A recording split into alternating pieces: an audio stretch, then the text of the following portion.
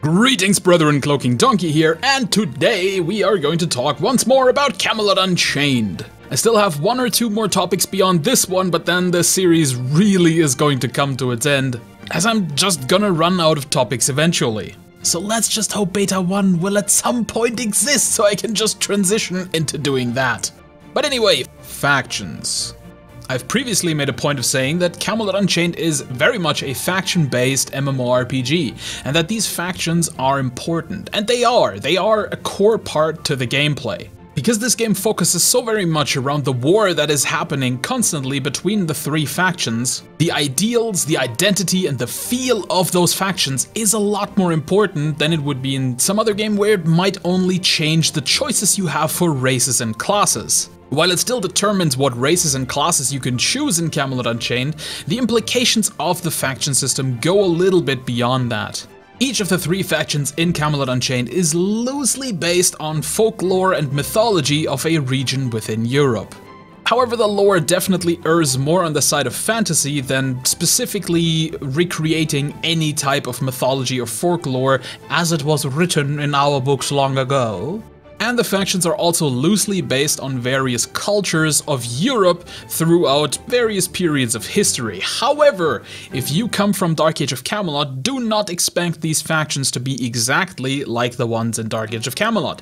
In Dark Age of Camelot, the three factions, Albion, Hibernia, and Midgard, were very much focused around English folklore and mythology and medieval influences for Albion, Viking mythology and Viking Age technology for the Midgard realm, and a more classical to Dark Age level of technology with a strong influence of Irish and a few other Celtic mythologies for Hibernia.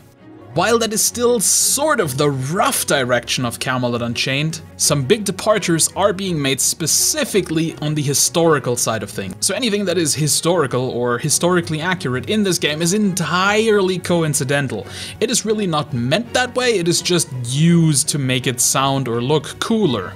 Wherever you look with the design of this game, it is definitely based around the rule of cool as set forth by the developers. First off, we have the Arthurian realm.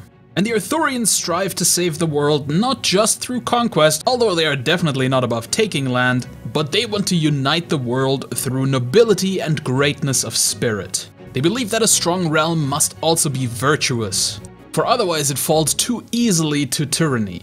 Anyone who values honor and fights with integrity and upholds the values and virtues set forth by the Arthurians is welcome in their realm, as they truly wish to come together with honor and devotion and unite under a new Arthurian Camelot.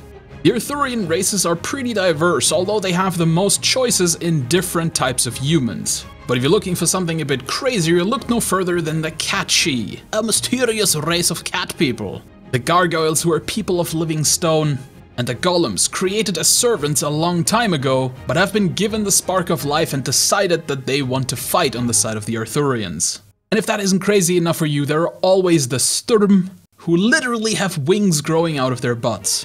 In general, the Arthurian classes are a little bit more straightforward than those of the other two realms. You're looking for a damage-dealing mage, the Flame Warden is just that, but it really doesn't offer much beyond damage-dealing and being a mage. You're looking for a support, the Minstrel is the pure form of support and songcraft, but really doesn't provide anything beyond that. And the same goes for the Blackguard and the Black Knight and the Physician. Most of the classes really do focus on one thing, but do that thing very well. Style-wise, the Arthurians are certainly the most historically inspired of the three realms. From their armor to their weapons to their architecture, everything oozes medieval Europe. However, it is not just high medieval Europe. There are also various other stages of history that seem to be united within the style of the Arthurians. So even expect Northern European influences from the Viking Age, to Roman and Greek influences. Pretty much everything that you can imagine throughout history has various styles that turns into this amalgamation that is the Arthurian realm. Lastly, the lands of the Arthurians are what you might imagine in Western and Northern Europe. Very plainsy with rocks and hills, and certainly very fruitful and green. Next, the realm of the Tuatha De Danann, who strive beyond anything else to become one with nature. They revere the forest and are fiercely protective of them and the mysteries held within those forests. But they are not just content sitting in their forest for all eternity. Oh no! As any good eco-terrorist, they also want to get out there, crush some civilization and bring it all back into the forest. Just like the other two realms, the Tuatha also have a few human races that you can play. But being the paragons of nature, they certainly also have their bog creatures in the form of the fear bog. Adorable yet creepy looking small folk in the form of the vicious and mischievous Lukarpan, as well as strange insect plant hybrid people in the form of the Hamadryads, and of course the Tuatha De Danann themselves. The classes of the Tuatha are just as enigmatic as the rest of the realm. And at this point I feel it's important to mention that this is not your average hippy-dippy dance through the forest type elves, but CSE elected to take a lot more of the darker influences in Celtic mythology and turn them into a little bit more of an enigmatic, mysterious, or even nightmarish realm.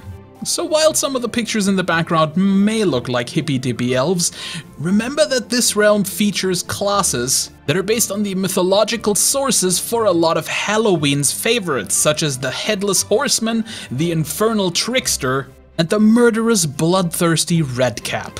Whatever you do, do not underestimate the Tuatha De Danann, as they are probably going to slit your throat and splash around in your blood, just because. Style-wise, the Tuatha De Danann really aren't very closely based on anything from the real world. It is very much fantasy, and where the other realms maybe focus a little bit more specifically on historical stuff and original mythology, the Tuatha have more of a baseline that is connected to the mythology, but then immense amounts of fantasy are dumped on top of that. And they end up being a little bit closer in some ways even to the more modern 20th century Wicca interpretations of ancient Celtic mythologies than the actual mythologies themselves. If you value a historical basis to armor and weapons, you are certainly not going to find that with the Tuatha De Danann, as most of their armor incorporates a lot of growing wood and insect carapaces, plants, and all sorts of other naturey goodness. The same goes for the Tuatha's weapon, which are generally not made of metal at all, but are made of all sorts of other materials and look a lot more plant and bug-like. The special thing about the Tuatha De Danann is that they also have a very big influence from the seasons, which obviously very much impacts their armor looks and colors, giving them a pretty wide variety of aesthetics. The Tuatha's lands are obviously very much covered in forests, but there are of course also areas that aren't covered in trees, and those are very lush, very fruitful, with a lot of flowers and undergrowth, as nature takes everything back the Tuatha claim for it. And then lastly we have the realm of the Vikings, who seek to unite the realm through bloody conquest. The Vikings value strength and fearlessness over everything else. They're not interested in your filthy parlay, they just want to cut you to size. War and conquer is their prime modus operandi. So if you are not interested in pillaging and destroying things, you probably shouldn't be a Viking. But then, to be honest, you probably also won't be happy in this game anyway, because, well, to be fair, that's really what all the factions do. The Vikings races are a little bit more stout and hardy than those of the other factions. Of course, just like with the other realms, there are basic humans that make up the core of the Vikings, but then there are also the Dvergar, who are invariably connected to the stone of the earth, and very much show it in their appearance. Towering frost giants and enigmatic Valkyrie are also home to these cold and harsh lands. As well as the Ulfhednar, who we don't really know much about yet, but my guess is they are going to be rather wolfy in personality.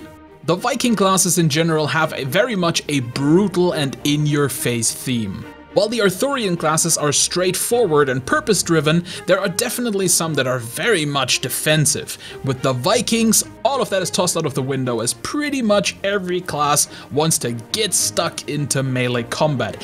Even the Viking archers prefer a skirmishing style so that they can go in with sword and shield and stab you a little bit. The general playstyle of all the classes can really only be described as shock and awe. Get in there, do a lot of damage, and then hopefully win at that point, because otherwise you're going to get rolled over by factions that have a little bit more staying power behind that.